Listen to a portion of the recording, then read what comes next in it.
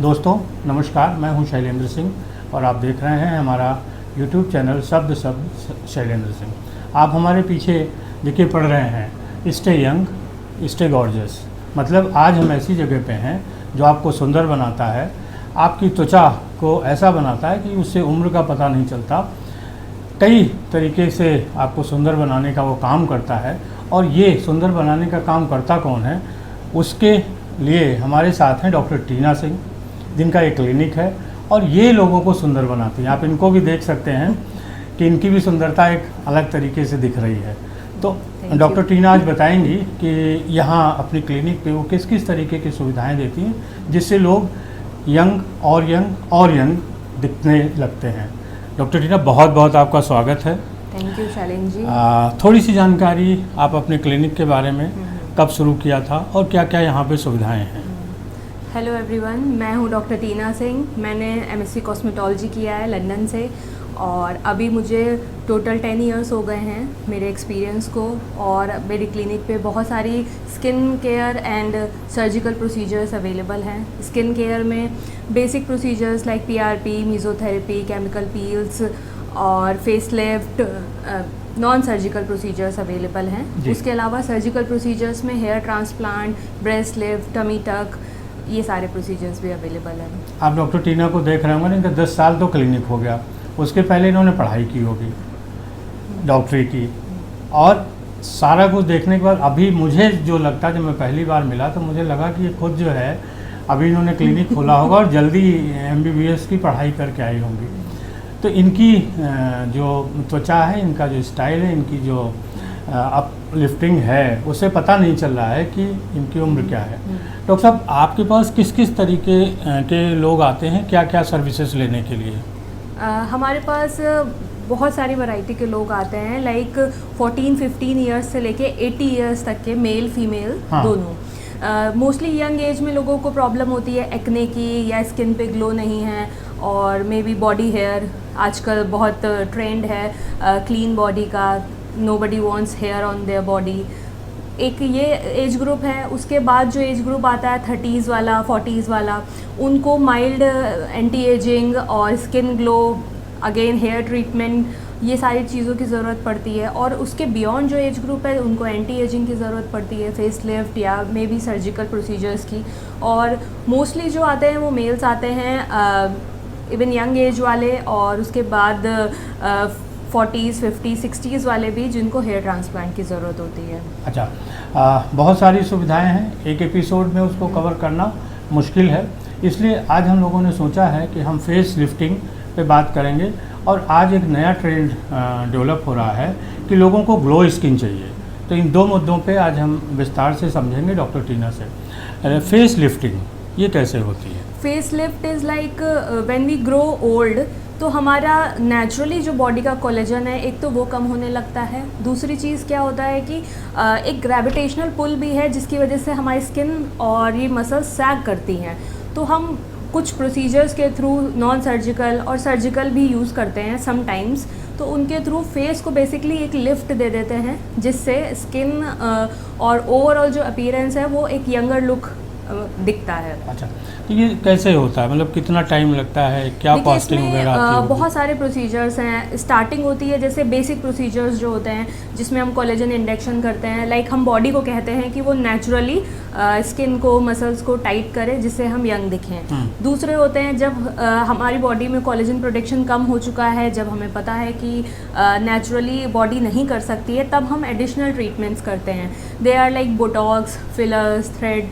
Botox अभी थोड़े time पहले मैंने खुद भी किया है अपने ऊपर। You can see my forehead. I will share my before and after picture. This is after 3 days। अभी मुझे 3 दिन हुए हैं, but you can see the shine जो मेरे फॉरहेड पे है। तो ये सारे प्रोसीजर्स होते हैं। और कभी कभी क्या होता है कि इन सब प्रोसीजर्स के भी बियॉन्ड कुछ चीज़ों की हमें ज़रूरत पड़ती है, तो वो सर्जिकल प्रोसीजर्स होते हैं। अच्छा। पर बेसिकली हम ट्राई करते हैं कि हम नॉन सर्जिकली एक अच्छा अपीयरेंस दे सकें, ग्रेसफुली एज कर सकें और एक यंगर लुक को मेंटेन कर सकें।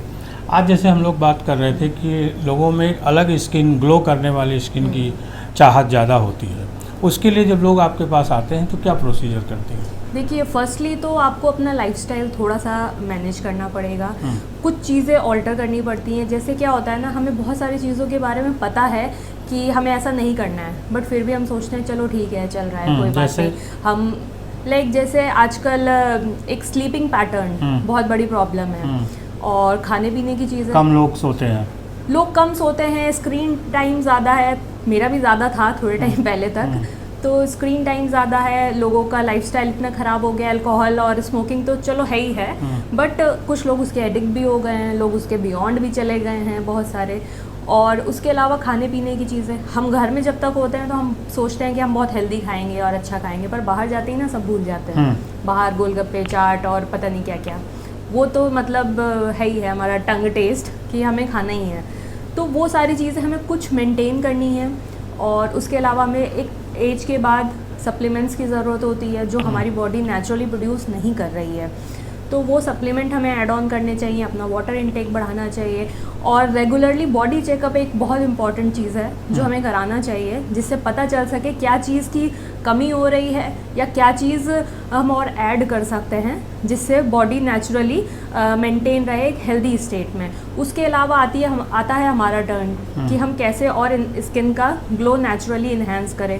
तो उसके लिए हमारे पास बहुत सारे प्रोसीजर स्टार्ट होते हैं, केमिकल पीलिंग, लेज़र, PRP, मीज़ोथेरेपी, ये बहुत सारे बेसिक प्रोसीजर्स हैं जिन्हें यंग एज के लोग से लेके 80 ईयर्स तक के लोग भी करा सकते हैं। अच्छा, आपके पास कैसे लोग आते हैं? यंग आते हैं, महिलाएं आती हैं, नेता आते हैं, अफसर आते हैं, कौन कौन लोग? नेता अफसर भी आते हैं, महिलाएं, बच्चे, सब टाइप के लोग आते हैं। सबका रिक्वायरमेंट अलग अलग है। बच्चों को मैंने जैसे पहले भी बोला ना, यंग एज वाले जो लोग हैं, लाइक टीनेजर्स जो हैं, उन्हें एक्ने का प्रॉब्लम बहुत ज़्यादा होता है, और एक वो बहुत इंपॉर्टेंट एज होती है एक्ने को ट्रीट करने के लिए। अदरवाइज क्या होता है कि एक्ने के जो मार्क्स और पिट्स बनने लगते हैं ना, वो थ्रू आउट द लाइफ आपके फेस पे रहते हैं अगर उन्हें ठीक से ट्रीट नहीं किया जाए तो एक यंग एज वाला वो ग्रुप है। उसके बाद मेरी एज वाला ग्रुप है जो 30s 40s वाले लोग हैं। तो उनके लिए एक अलग रिक्वायरमेंट है। हम लोगों को क्या ज़रूरत है कि स्किन का ग्लो मेंटेन करना है, और एंटी एजिंग भी ऑब्वियसली ज़रूरत है। अब तो 30+ anti ageing is required. Anti ageing का मतलब ये नहीं होता है कि जब आपकी स्किन ऐसे लटक जाए, मुंह लटक जाए तब करें। उसका मतलब होता है कि जब शुरुआत हो रही हो, 30s में है, शुरुआत हो रही है, उसको तभी मेंटेन करें। आपने देखा होगा पुरानी फिल्म एक्ट्रेसेस जो थी वो सब ट्रीटमेंट करा के आई, बट दे लुक ओल्ड।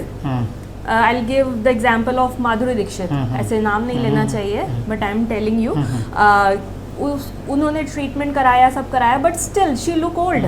अब आप सेम टाइम पे देखेंगे शिल्पा शेट्टी हो गई या आज की जो एक्ट्रेसेस हैं जिन्होंने पहले से ही उसको मेंटेन किया, दे लुक यंग। उनको तो पता ही नहीं चलता है कि एजिंग भी हुई है। She is 51 year old, but she doesn't look like that. और आप नॉर्मल अपनी सोसाइटी में 51 ईयर ओल्ड फीमेल को देखिए तो वो कैसी दिखती है। टीना जी के कहने का मतलब ये है कि जब समस्या आ जाए तब नहीं, समस्या आने के पहले उसकी शुरुआत करें। हाँ, और एंटी एजिंग की जो शुरुआत है वो 30s के बाद शुरू हो जाती है। हाँ, 30s और समटाइम्स इवन 25 के बाद भी, बिकॉज हमारा लाइफस्टाइल ऐसा है।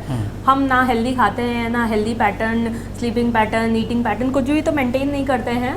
तो ज़रूरत है हमें कि हम आजकल जैसे होता है ना, प्यूबर्टी एज पहले हो गई है, मेनोपॉज की एज पहले हो गई है, तो इसी तरह एंटी एजिंग भी एक नहीं है कि आप टाइम जब आएगा, जब मुंह लटक के हाथ में आ जाएगा तब कराना, ऐसा नहीं करना है। अगर बहुत बिगड़ गया तो डॉक्टर भी क्या कर लेगा। हाँ, तब फिर सर्जिकल ऑप्शंस बचते हैं, और सर्जिकल ऑप्शंस मुझे नहीं लगता सब कोई चूज़ कर सकते हैं, क्योंकि लोग स्केयर्ड होते हैं, उन्हें डर लगता है, और प्लस मोस्टली ये सारे प्रोसीजर्स लोग सोचते हैं कि हम कराएं और किसी को पता नहीं चले, बट आप सर्जिकल प्रोसीजर्स के लिए जाएंगे तो सबको पता चल जाएगा।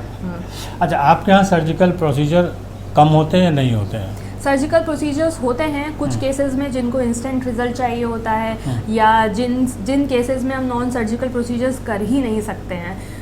Like if I have a 70 और 80 ईयर ओल्ड फीमेल, उसका फेस एकदम सैग्ड है और सारे फीचर्स एकदम डिस्टर्ब हो गए हैं, तो उसको हमें रिवाइव करना, रिटर्न करना थोड़ा मुश्किल काम है। And she wants to look like 30 year old female, तो उसके लिए सर्जिकल प्रोसीजर अवेलेबल है। मतलब ये है कि आपको डरने की ज़रूरत नहीं है। यहाँ कोई ऐसा ट्रीटमेंट नहीं जिसमें कोई इंजेक्शन लगता हो या बहुत कोई दर्द होता हो।